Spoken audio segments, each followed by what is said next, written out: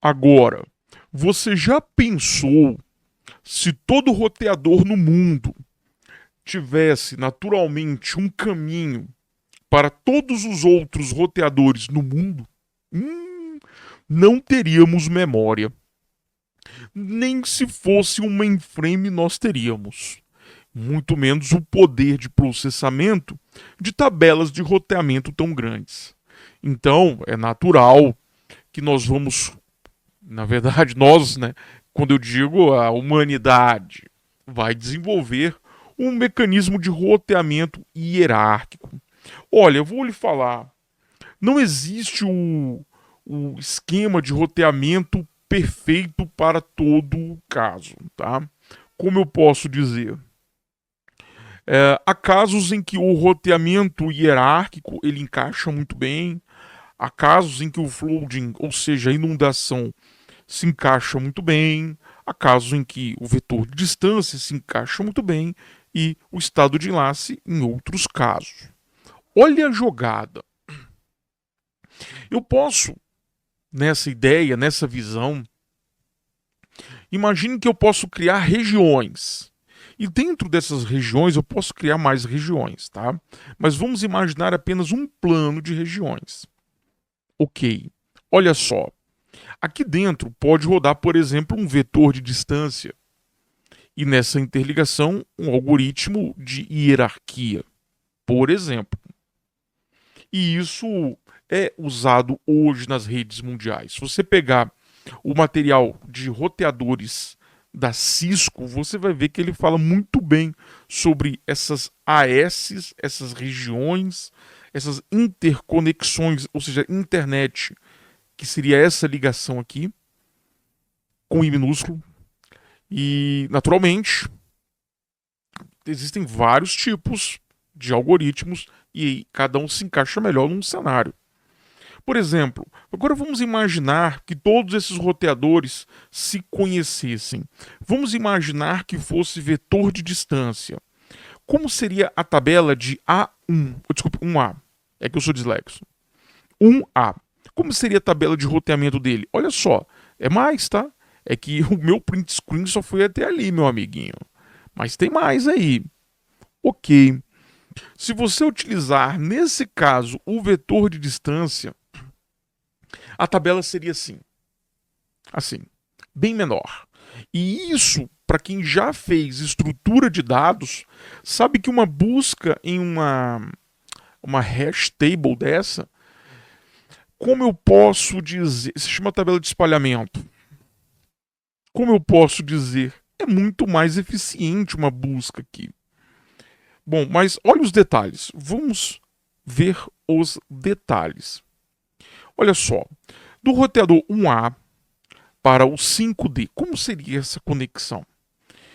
Então teria um pequeno vetor de distância aqui dentro, por exemplo, em que o 1A saberia que o caminho seria, né, para saída para a rede 5, olha 5 aqui, ó, 5, seria então para cá, beleza? E seriam 4 saltos. Então ele leva para cá, para cá, para cá e para cá. Chegando aqui dentro, o roteador 5A, ele tem um caminho interno. Então cada região dessa pode ter um modelo ou um algoritmo ou um padrão de configuração dos equipamentos aqui dentro e que naturalmente divergem de outras regiões. Então, uma grande vantagem é esse roteamento por região. Então, seria, como eu posso dizer, imagine que você quer enviar uma mensagem para os Estados Unidos, uma determinada cidade. Vamos imaginar que o Google está na Califórnia. Então, naturalmente, você faz o roteamento para a região US. E lá dentro faz o roteamento para uma outra região chamada Califórnia. Né? E aí, naturalmente, há provavelmente várias AS internas que chegaria muito próximo do alvo da requisição. E lá dentro teria um outro algoritmo. Essa é a beleza da arte. Eu não preciso conhecer toda a topologia de todo o planeta. Eu só preciso saber para que direção é uma determinada região. E como nós sabemos isso? Nós sabemos isso por um endereço uniforme chamado endereço IP, que foi cuidadosamente orquestrado pela IANA, um órgão americano que fez essa gestão de ranges de IPs. Então, pelos ranges de IPs, por exemplo, eu sei se um IP pertence a um range de IP, e eu sei que esse range de IP, ele, por exemplo, é da Rússia. E aí eu bloqueio, não porque eu tenho nada contra os russos, mas é que digamos que lá um ataque contra outros países é permitido, não é crime.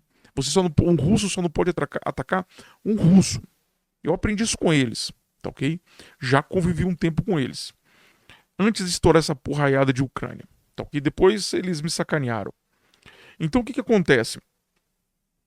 Lá dentro, da Rússia, você não pode atacar ninguém da Rússia, não tem problema nenhum, meu filho. Pode atacar. É igual a Coreia do Norte, se bem que a Coreia do Norte, pelo menos o número de equipamentos é bem restrito. Não é qualquer pessoa que pode ter um equipamento que se conecte a uma rede. Tem que estar ligado ao governo. Mas no caso da Rússia, hoje, qualquer cidadão, assim como eu aqui no Brasil, consigo ter acesso ao computador. Então eu posso bloquear a região. Ó, cara, eu quero fazer uma regra, eu quero bloquear esses ranges de IPs aqui, que, por exemplo, são provenientes da Rússia, ou que são provenientes, por exemplo, os hackers chineses usam muito Singapura, um bom link. Inclusive, quando o grupo Lazarus, eles estavam na China, eles usavam a porta de Singapura, das VPNs de Singapura, e eles falavam, foi pego um comunicado deles falando muito bem, sobre o link, o tronco para Singapura, China-Singapura. Né? No caso, China continental para Singapura, isso aí.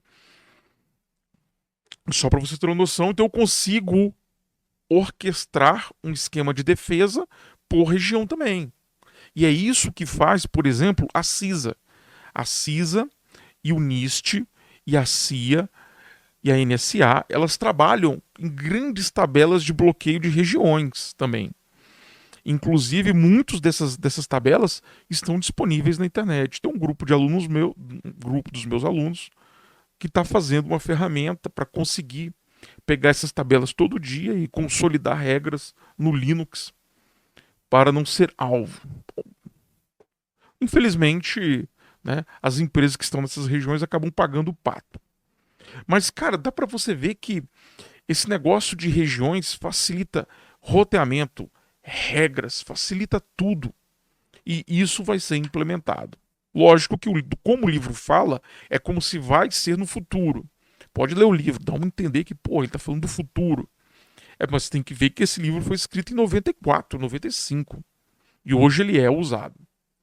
Próximo vídeo, vou falar sobre roteamento de broadcast.